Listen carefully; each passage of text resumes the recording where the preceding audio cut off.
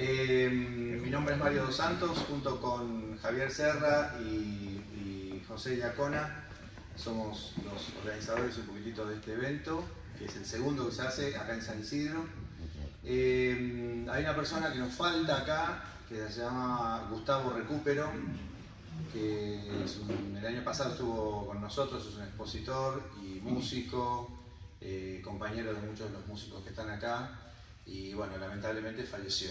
Entonces yo le voy a pedir un momentito, vamos a hacer como una especie de minuto de silencio por esta persona, que la verdad que era un gran tipo y fue muy colaborador de nosotros en todo esto. Así muy joven. Y muy joven. ¿Qué edad tenía Héctor? 40 y pico, ¿no? 40 y pico. 40 y pico de años. Así que bueno, vamos a pedirle a Gustavo desde arriba que nos acompañe.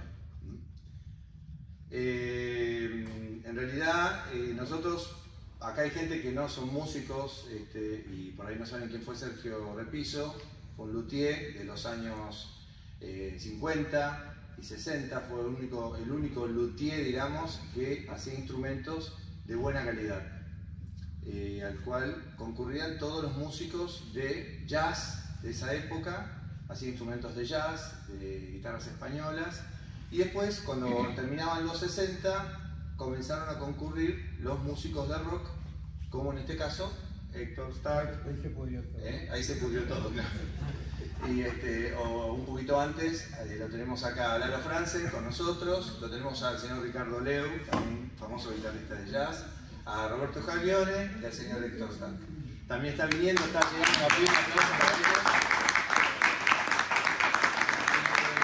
Y está llegando Emilio del Guercio, el bajista de Almendra, que bueno, viene en bicicleta y tuvo un problema con el tren, así que va a llegar a los postres. Así que yo les agradezco a todos que hayan venido. La verdad que es muy lindo poder llegar a reunir estos instrumentos que son icónicos y de tantos años. Y bueno, le voy a dar la palabra acá a los oradores para que nos cuenten un poquitito brevemente su experiencia con el luthier Sergio Repiso, que es español, que ya falleció hace muchísimos años. Se le doy el micrófono acá a Ricardo. Dame a mí. Ahí está, Ricardo. Hola, buenas tardes. Yo empiezo diciendo que nunca lo conocí a Repiso. Arranco de ahí. Porque en la época que él hacía guitarra, yo era muy joven y nunca junté la plata para hacerme una guitarra de él. Entonces me quedó siempre entre ceja y ceja. Aparte, como tardaba un año y medio, yo tendría que haber vendido mi guitarra y qué sé yo, y quedarme un año y medio sin guitarra. Pero en aquella época los músicos teníamos una guitarra, nada más. Después con el tiempo compré una en el año 91 que se vendía en el sindicato de músicos, de un señor que era un inconsciente que vendió el Repiso para comprarse un Ibanez con 2 micrófonos que teníamos en vida. Tenía ya un poquito más de variantes, menos mal. Y después compré una Stratocaster a Ever Orlando, que era un gran guitarrista, que era guitarrista de Sandro durante toda la carrera de Sandro, y pasó por México, se enamoró ya, se casó, qué sé yo, y que también se arrepintió de habérmela vendido porque él se compró una Fender Jaguar, que era una guitarra que tenía también botones, cositas, qué sé yo, que se joda, porque después me vino a ver y me dijo, che, quisiera recuperar mi guitarra. Digo, bueno, está bien, no te va a alcanzar la vida ni la guita. Digo, claro, ¿viste? Porque yo era un loco de Repiso porque la había deseado tanto toda mi vida. Es como que yo, Charlize Theron venga y te diga, bueno, está bien, vení a mi casa. Bueno, esa es mi experiencia acá con gente que sí lo conoció como vos, claro. Hola, buenas tardes. Bueno, he tenido la suerte de ser amigo de Repiso en su momento, allá en su taller en el barrio de Mataderos. Yo compré esta guitarra allá por el año 62, que él la empezó a estacionar la madera y la colgaba. Yo iba todas las semanas a verlo y le decía, ¿y cómo va mi guitarra? 1 año y medio me tardó para hacer la guitarra. Allá por principio del 64, o sea que dentro de un par de meses la guitarra cumple 60 años. Y está impecable, la sigo tocando después de 60 años. Y bueno, feliz de tener un instrumento como ese. Es un instrumento muy especial que no creo que haya muchos de los que fabricó Repiso, porque tiene solo 4 cuerdas. Yo tengo un problema en el dedo meñique y de aquella época empecé a tocar con guitarras de 4 cuerdas y me la hizo él a medida. Aquí está, ahora se la van a presentar. Y bueno, después de 60 años la verdad que está impecable, yo la cuido mucho, ha recorrido el mundo, porque tocando con ella, por suerte, he ido por Europa, por Estados Unidos, por toda Latinoamérica, y la conservo como un tesoro, porque han pasado tantos años y me ha dado tantas satisfacciones. Con ella tuve la suerte de componer muchas canciones que fueron grandes éxitos. Así que agradecido de estar aquí, invitado por Héctor primero y Serra y todos los muchachos.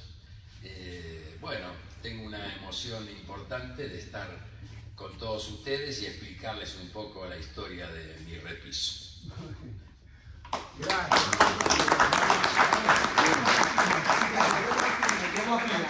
¿Cómo afina? Afina empezando de lo grave. Micrófono. La. O sea, le falta a mi cuerda, a mi guitarra le faltan la primera y la sexta de una guitarra normal. Pero afina con el La grave, Re, la tercera que vendría a ser la segunda, que es Sol, en este caso es Fa sostenido. Y la primera es Si. O sea, haciendo un acorde de Re, suena La. Re mayor, La mayor. Siempre suena el dominante de la... Una cosa rara, pero yo ya me acostumbré. Es un quilombo. Si la agarro yo, la cuento.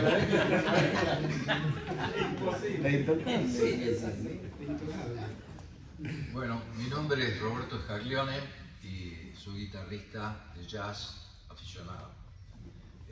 Sucede que yo lo conocí a Repiso cuando yo era muy jovencito, como lo dije en una exposición que hicimos el año pasado, a la que sugiero que entren porque es muy larga y está en el Facebook de nuestro grupo.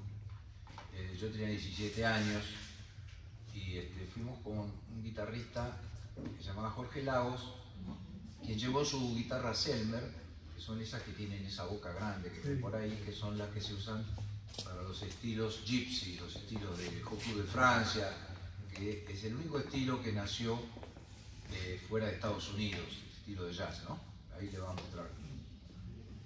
Es la famosa guitarra de Django Reinhardt. Pese a que Django no tocaba con ese tipo de guitarra, sino con una de boca ovalada pequeña. Y por allá, ahí está. Claro.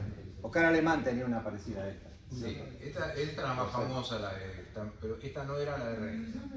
Reinhardt tocaba con una guitarra que la decían los solistas. Esa guitarra la hizo un italiano que se llamaba Macaferri, y le dio a Selmer la licencia para producirlas, y Macaferri hacía un número que se llamaba El guitarrista desconocido, salía con una antifaz a tocar, y bueno, se fue a Francia, pudo desarrollar la construcción de esas guitarras, y yo fui con Lagos porque Lagos le llevaba su guitarra para que Repiso la duplicara, y de hecho las hizo muy bien, acá hay un ejemplo, ¿no? Esa con la boca pequeña.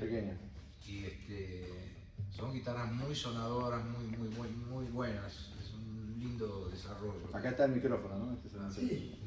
En general se tocaban sin amplificación porque en la época en que se hacía no existía la guitarra eléctrica, ¿no? El Quinteto Joku de Francia, Django Reinhardt, tuvo su año de gloria en 1934, donde no había... Bueno, yo conozco muchas cosas y las dije ya, pero sí, le podría hablar de Repiso como artesano, porque en la Argentina, cuando él vino, que vino en 1955, con su mujer que era mallorquí, él era andaluz, vino a trabajar a Argentina con lo que sabía, que era la lutería.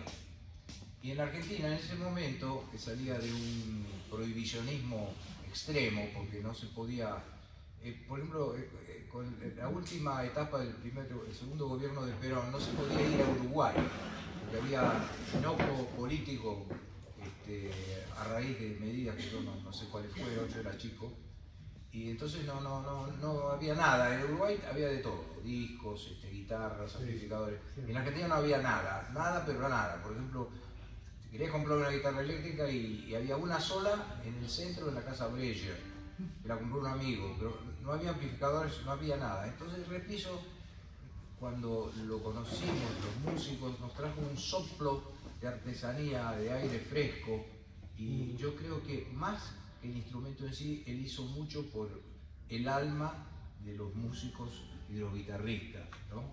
Nos dio el placer de poder tocar mejor música con mejores instrumentos, cosa que muchas veces no se comenta, ¿no? Bueno, entonces Repiso vivía en una calle de tierra, en una casita modesta de nombre raro para mí en aquella época, que era Crisóstomo Álvarez.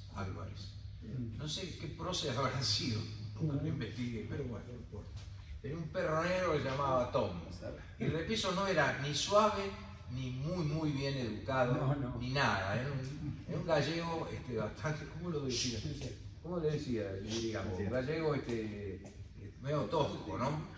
Pero conmigo y mi hermano, que lamentablemente hoy no está, tenía un propósito que era el que me explicó un día, que me invitó curiosamente a la Sociedad Balear, donde se reunía toda su familia a cenar. Yo fui con mis padres, mi hermano.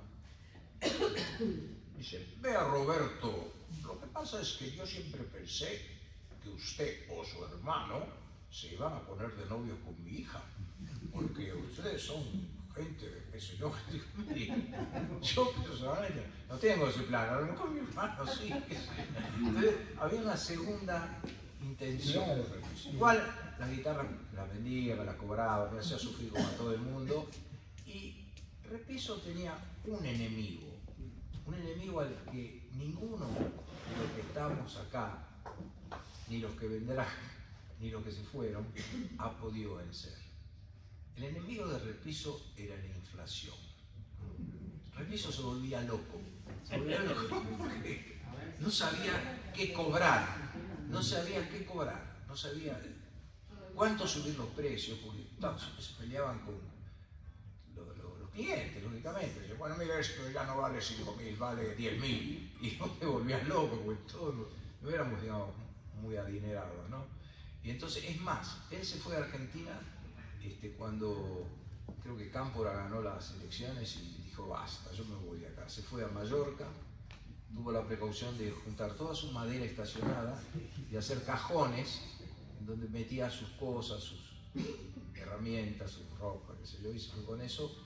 Y me gusta mucho que haya tenido una vida feliz en Mallorca. Se fue a Palma de Mallorca, vivió ahí con su mujer, y bueno, nosotros representando sobre todo a Ricardo, que es un gran guitarrista en Argentina, y a vos y a Franzen, le mandamos ahora un elogio que suba al cielo de los guitarristas y de los luthiers y a los cielos de Mallorca, y le decimos: gracias, Repiso. Sí, gracias por haber venido.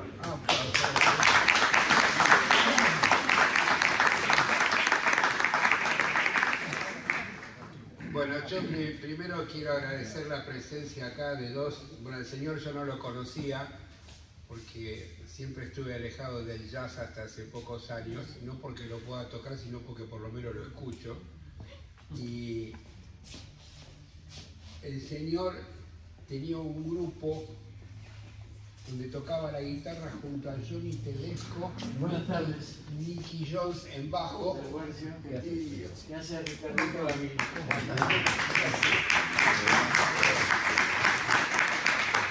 Bueno, después de esta fugaz interrupción, voy a continuar. Si cumpliésemos los horarios no pasarían estas cosas. Bueno, el señor Lalo Franzen yo lo veía en el Club del Clan, porque a mí nunca me gustaron los solistas.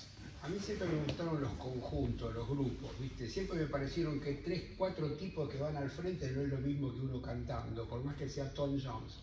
Siempre fui conjuntero. Y ellos, que eran 4 estrellas, armaron un grupo que se llamaba los Red Cats. donde tocaba el señor Lalo France y Johnny Tedesco la guitarra, Nicky Jones el bajo y Palito Ortega la batería. Y grabaron un tema que se llamaba El Twist del Recluta que me compró mi papá.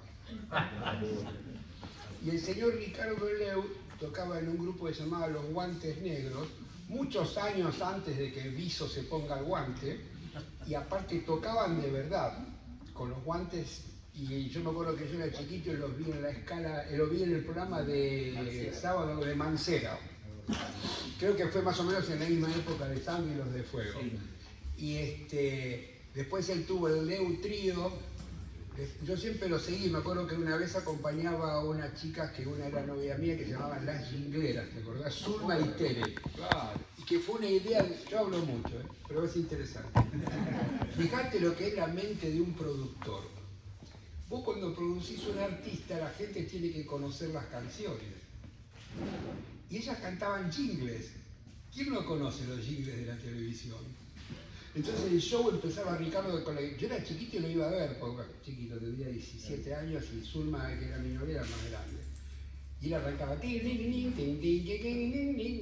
de Coca-Cola y salían las dos minitas en minifalda y cantaba todo va mejor con Coca-Cola.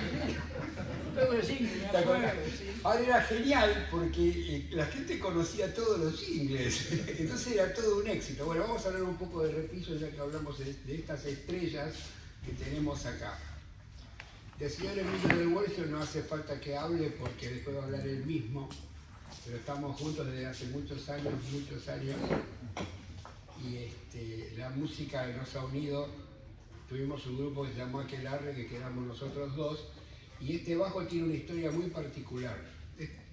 Yo los conocí a los integrantes de Almendra en la casa de Repiso, porque esta guitarra que acabo de tocar es compañera de la camada de esto, la guitarra Huevo de Luis y la de 335 de Edelmiro Molinari. En esa época yo me encontré con Edelmiro, creo que me encontré una vez con Emilio, y ellos decían, tenemos un conjunto en Belgrano, pero nadie sabía que iba a ser Almendra, ellos tampoco.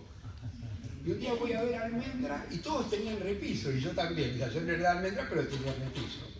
Y este bajo tiene una historia muy particular, porque él al poco tiempo de tener éxito con Almendra compró un Fender Jazz Bass y este bajo quedó como el segundo bajo. Claro. Entonces cae David Lebón y le dice, préstame el bajo que estamos haciendo un conjunto con Papo, que fue Papo Blues.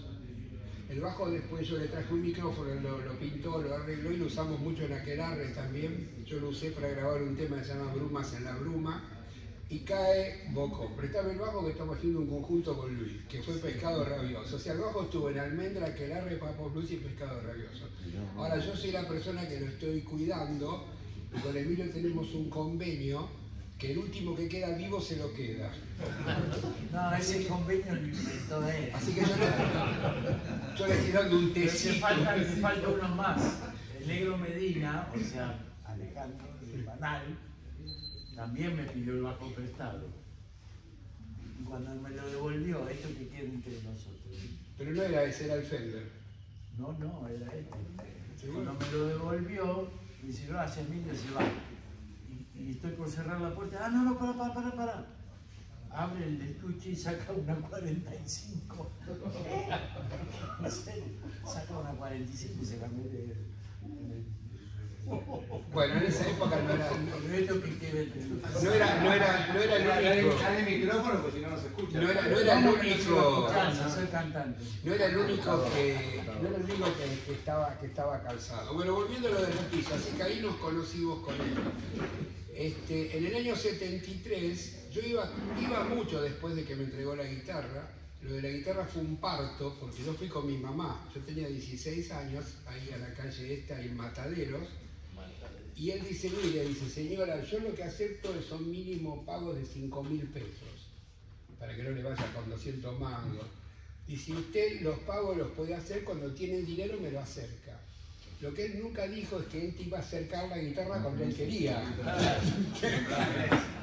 Así que normalmente yo, como todo chico ansioso, iba de vez en cuando y él te mostraba un pedazo de palo y te decía, este va a ser el diapasón.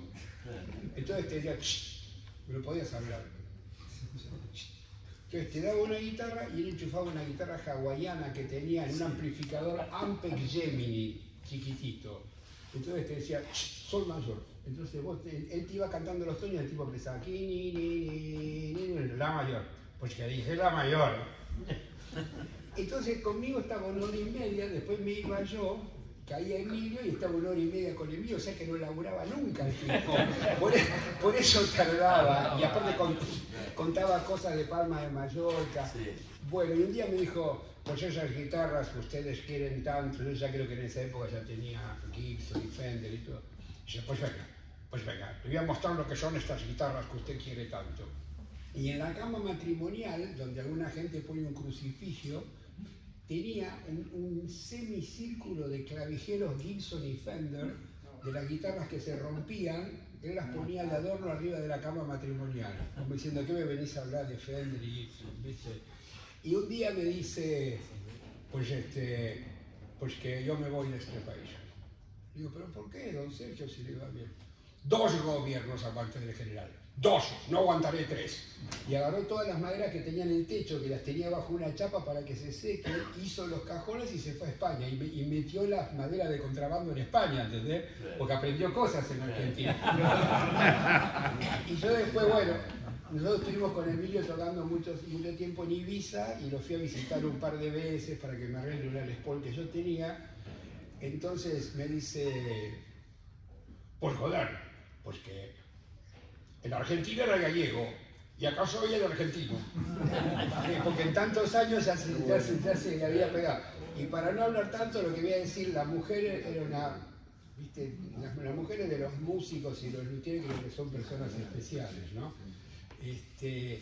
Yo fui con mi hija chiquitita, tendría 2 años, y nos tomábamos el barco en Ibiza porque Palma de Mallorca era la otra parada, ¿no? Y alquilé un Fiat 500 que había por ahí, estamos hablando del año 76, por ahí. Entonces cuando nos vamos, que nos despedimos, la señora nos da un paquete así grande, ¿no? Digo, ¿qué es esto? Dice, pues les armé un bocata por si tenían hambre. Sabía que los músicos muchas veces... Pues voy a pasar con el señor Pero Emilio. aclara que el bocata... Al bocata eso le llama al bocata un bocadillo. a un sándwich. Dice, ahora el bocadillo era a las 11, 12, y el bocadillo era así. Así es. Bueno, ¿querés El micrófono. Bueno, hago alguna aclaración de lo que vos dijiste. Eso de que el último se queda con el bajo, aclarame bien. Yo le estoy poniendo un cosito en el té cuando llegué. Claro. El bajo, lo que pasa es que el bajo está En consignación en la casa de Héctor.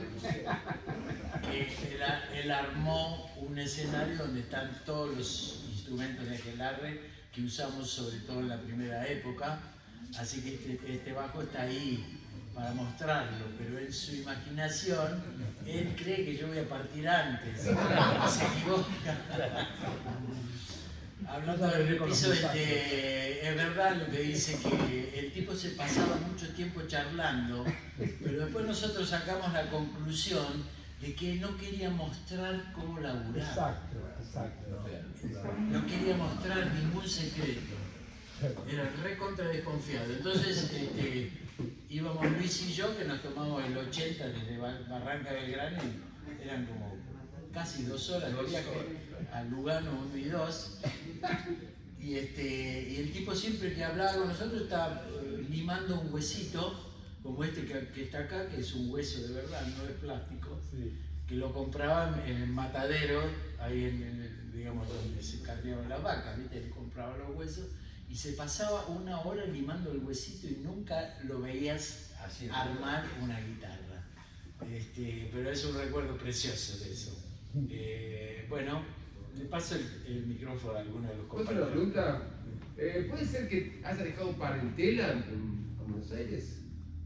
Porque tengo una conocida que es Repiso de apellido, y yo le pregunté, ¿vos tenés algo que ver con el luthier? Me dijo sí, pero me parece que me chamulló, ¿no? No, nosotros sabemos que tenía una hija, y creo que la hija falleció y los otros parientes están en España. Hay una sobrina que se llama... Bueno, el dibujante se llama Repiso. No, hay una Mati Repi que es la sobrina. Bueno, Voy a contar otra anécdota más que tiene que ver con Repiso. Resulta que como el señor dice, yo cuando empecé a tocar en el 64, yo veía a los uruguayos que venían con todo. En esa época en Uruguay tenían guitarras eco. Que tener una eco en esa época era como tener un Bentley. Porque Fender y Gibson, olvidate, creo que ni sabíamos lo que era, ¿viste? Entonces, cuando vinieron los iracundos acá, yo los vi en el Festival de Parque del Plata, yo tenía 12 años, tenían todo eco. Y bueno, vinieron Cali y los Bulldogs que tenían Hofner, porque lo vendían en el Palacio de la Música. Y las épocas, entonces caen los Shakers que tenían una Hofner bajo y Hugo tenía una Hofner blanca que venían forradas en cuerina, no sé si ustedes, para que no se rayen. Bueno, ahora hay algunas en venta que estoy persiguiendo. Bueno, no importa. Y Osvaldito, que era chiquitito, tenía una Gretsch que se llama Country Club, que es de caja completa. Y Osvaldito era chiquito, hablamos de la época de los Shakers. Entonces, la mano no le daba. Entonces un día caigo a lo de Repiso y la estaba serruchando. Y le dejó la caja así. Claro, le dejó la caja tipo 335 y le sacó una feta de madera, que me acuerdo que era verde la Gretsch. No, verde oscuro. Verde oscuro. Yo en esa época era chico porque si no me hubiese robado la madera y la tendría en casa de adorno. Pero en esa época... Y otra cosa que él, yo creo que gracias a algunos músicos que yo no conocía, o Malvicino, o alguien, él se ve que tuvo acceso por lo menos a una Stratocaster. Porque la guitarra de Ricardo y una que tienen acá tiene la palanca muy cercana hecha a la Stratocaster y solamente se podía hacer eso teniendo una en la mano. Entonces cuando yo me compro mi primera Stratocaster allá por los años 70, tenía una Stratocaster muy vieja, el viejo me dice, ¿qué pasa eso? Siempre chistaba así. Póngalo oído acá, me dice. Pero era una Fender, no esta. Esta es la mía. Entonces me dice, póngalo oído acá. Entonces él tocaba, ¿no? Dice, ¿qué siente? Le digo, siento como eco. Dice, joder, tío, pues tiene los resortes acá y los resortes hacen de reverb, pues que es el secreto de la Stratocaster. ¿De dónde aprendió este? Y aparte no era viejo, lo que pasa es que yo tenía 17 años y él capaz que tenía 40 y era pelado. Entonces para todos quedó el viejo Repiso, pero si murió hace poco. Yo creo que tendría 40 años en el 60 y pico. Murió hace unos años en los 90 y pico. En la mayor. Sí. Y después otra cosa que me dijo, me dice, le llevo la guitarra mía porque la cesta nunca afinaba. Entonces él me dice, usted ve los micrófonos, dice, la cuerda pasa por 3 imanes. Esos imanes no dejan que vibre, por eso no afina. Entonces el micrófono Fender va así.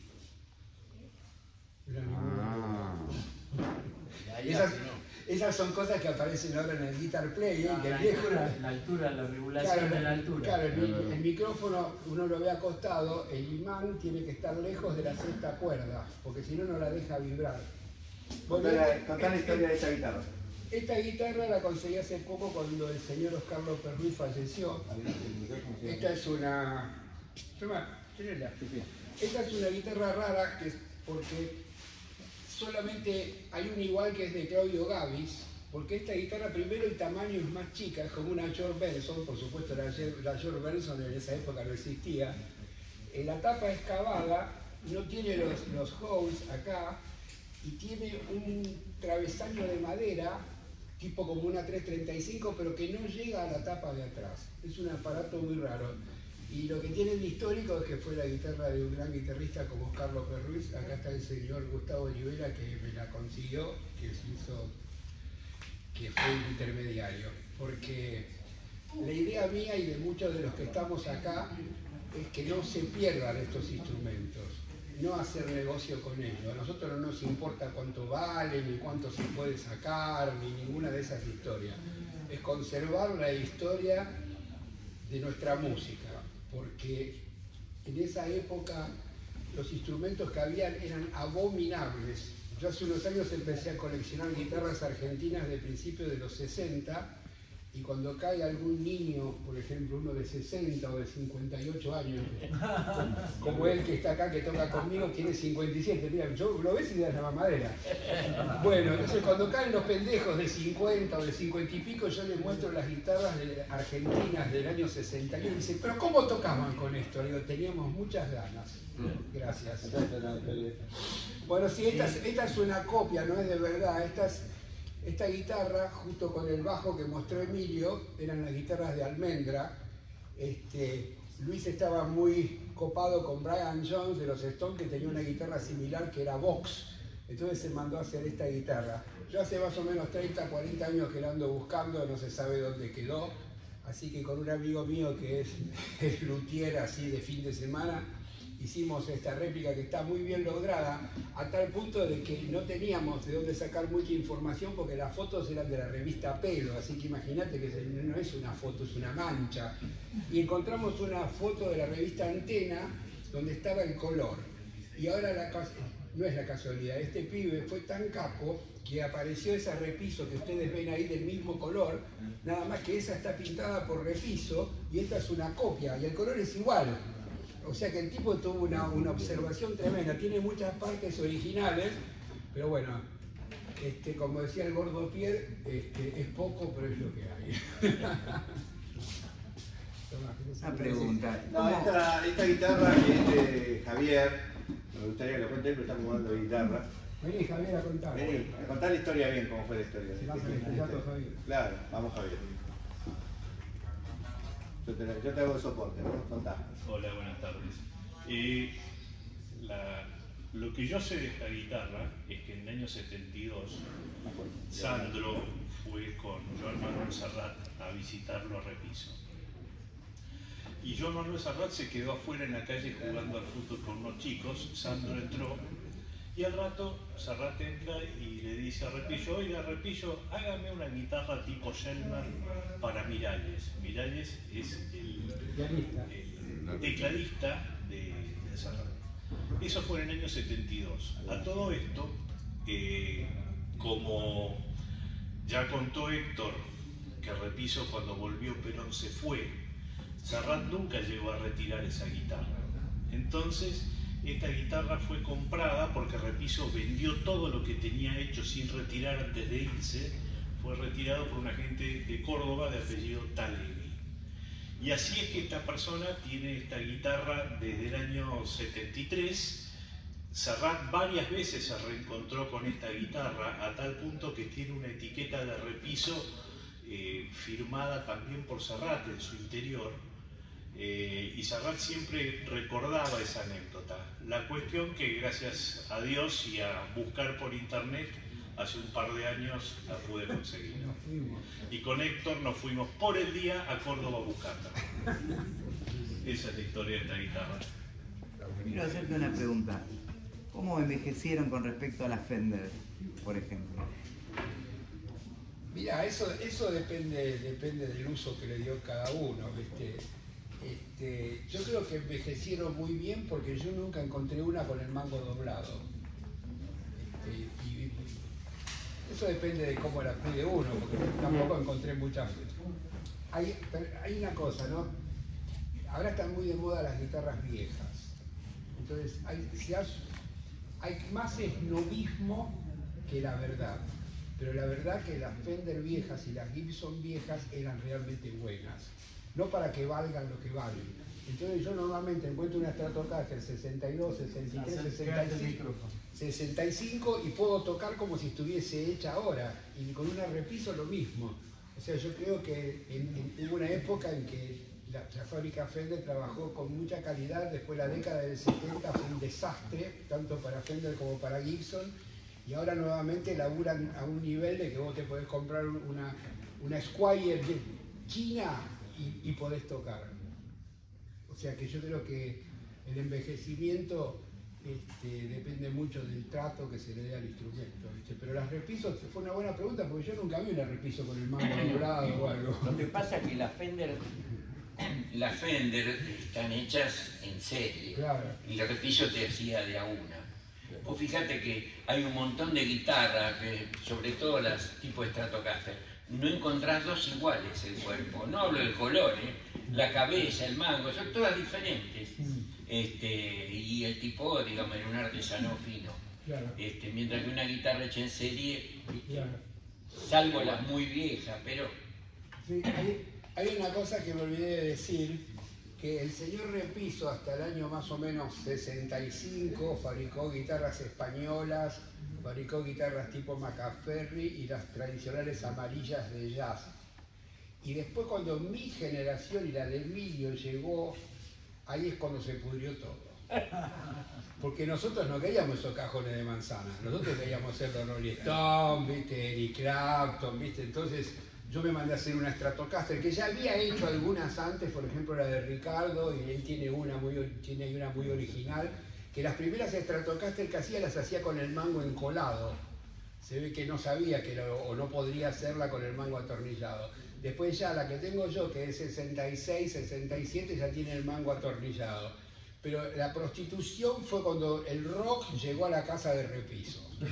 Porque no fabricó más guitarras de jazz, empezó a fabricar copias cada vez peores. Después se puso de moda la Les Paul, empezó a hacer unas Les Paul y unas SG que eran realmente muy feas, porque no estaban bien copiadas, pero era lo que el mercado pedía.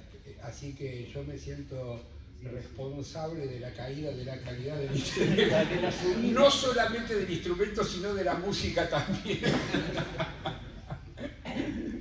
Yo quiero aprovechar, ya que tenemos esta guitarra de don Roberto acá, para que nos cuente la historia de qué es esta guitarra y por qué está acá en este momento y cómo Repiso intervino en ella. Bueno, sucede que esta es una guitarra de las que él llamaba de jazz, que tiene un corte en punta, que muy sabiamente Ricardo lo llama cuerno, lo que se llama corte florentino, ¿no? Entonces, Repiso, como yo dije una vez en mi exposición, en su comienzo laboral en Argentina fue malamente defraudado por varias personas que no le pagaron las guitarras y quedó herido como un león salvaje que le hubieran acertado un dardo con una cerbatana embebida en curare. Eso es lo que yo escribí la vez pasada. Quedó herido, quedó furioso el tipo. Entonces, pues se encontró con dos músicos profesionales muy distinguidos, como eran Enrique Costa y Horacio Malvicino, fueron sus primeros clientes del ambiente musical en serio, ¿no? Y le debía favores a Costa, sobre todo por esa introducción que le hizo, ¿no? Y Costa un día le lleva una guitarra famosa de las Epiphone viejas del 1940 para que la reparase. Entonces Repiso le hizo toda la caja nueva, pues una caja Repiso que no tiene nada Epiphone. Y entonces cuando vino Costa a buscar la guitarra, le dijo, pues mire, esta guitarra ya no es más Epiphone, esto es una Repiso, por eso tiene la etiqueta y el número, es mi guitarra. Entonces Costa le dijo, bueno, pero por lo menos ponerle el nombre de Epiphone, y se lo hizo a regañadientes, ¿no? Con el curso de los años, yo se la compré a un nieto de Costa y le hice todo el mango que ya necesitaba trabajo por computadora. Es una reedición exacta de lo que hacía Repiso. Y me encontré con una grata sorpresa de que los luthiers trabajan con máquinas de control numérico. De manera tal que el tipo le ponía las coordenadas, tomaba la medida de la guitarra de Eduardo Neira, que está por ahí, que es una guitarra perfecta, y pues le daba las instrucciones a una maquinita y le ponía la madera ajustada en una mordaza y arriba mataba todo. O sea que es perfectamente igual a las Repiso. Bueno, eso fue la historia. Ahora felizmente anda bien, si tocamos algo la escucharán. Yo quería invitarlo a los señores que son los que saben tocar a que toquen alguna cosita. Sí, ahora vamos a formar para esto. Bueno, ¿algo más para decir? Yo no. Bueno, entonces nos vamos a callar la boca. Muchas gracias por habernos escuchado y buenas tardes.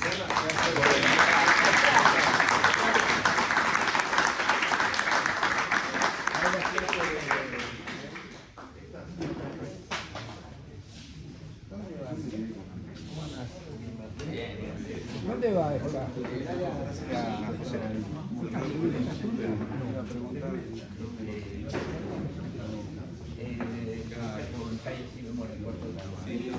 Buenas tardes a todos, buenas tardes. Quiero agradecerle a José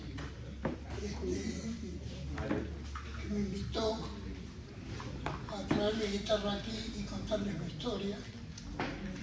Hasta aquí escuché a todos estos muchachos, todos estos pendejos que están acá, mandándose la parte, que tocaron, que yo qué sé, que la guitarra así, la guitarra así, fenómeno. Y ahora se iban sin darme la oportunidad de contarles que una de las mejores guitarras de piso que hay acá es mía, está allá, tiene 65 años, es una réplica de Selmer de Boca Chica. La mostramos esa. Esa la mostramos. Sí, está bien, la mostramos, pero no dijeron la historia, ¿no? Bueno, acá está, para contarla. Acá está la historia para contar. Voy a ser muy breve, no pesado, voy a ser lo más breve que pueda. La historia mía empezó cuando tenía 17 años y armé un cuarteto vocal con compañeros de la secundaria que se llamaba The Black Brothers. Ese cuarteto tenía la intención de imitar muchos temas de los Mill Brothers. En ese entonces yo no sabía nada de guitarra y nos acompañábamos con un guitarrista que se llamaba Abel Lescano, que hacía ritmo. A partir de ahí empecé a pensar que yo debería tocar la guitarra, yo había estudiado piano. Y en una oportunidad, yendo a bailar con una novia que tenía en aquel entonces, estuve bailando con una orquesta hermosa que se llamaba The Picking Up Timers, donde en guitarra de ritmo tocaba Héctor López Furs, en el piano estaba Babi López Furs, el bajo era Quique Gutiérrez de León. Bueno, había unos músicos tremendos, ¿no? Y entonces me arrimé a Héctor y le pedí que por favor, si podíamos charlar, y le pedí que me enseñara. Y así fue, así empecé a conocer a los López Furs, que para mí fueron los mejores músicos de jazz que conocí acá en Buenos Aires, en la calle Centenera 500. Y Héctor fue el que me recomendó a Repiso para que me haga una guitarra, porque yo iba a la casa de Héctor a aprender y no tenía instrumento. Entonces iba a comprar un instrumento en la antigua Casa Núñez o qué sé yo. Me dijo, no, vamos a andar a este hombre en la calle Crisóstomo Álvarez, que como bien dijo acá un colega, era una calle de barro. Y ahí me atendió el gallego, que era divino, muy buen tipo, y me hizo la guitarra en menos de un año, que me salió, creo que 8 lucas o algo así. Y bueno, esa es la historia de esa guitarra que está ahí. Yo tengo 83 años, la guitarra tiene 65. Y está impecable. Alguien dijo muy bien aquí que estas guitarras se conservan, porque además de ser realmente de unos materiales muy buenos, y el luthier, no se puede decir nada de él, además yo la cuidé mucho y por eso está como está. Gracias a todos.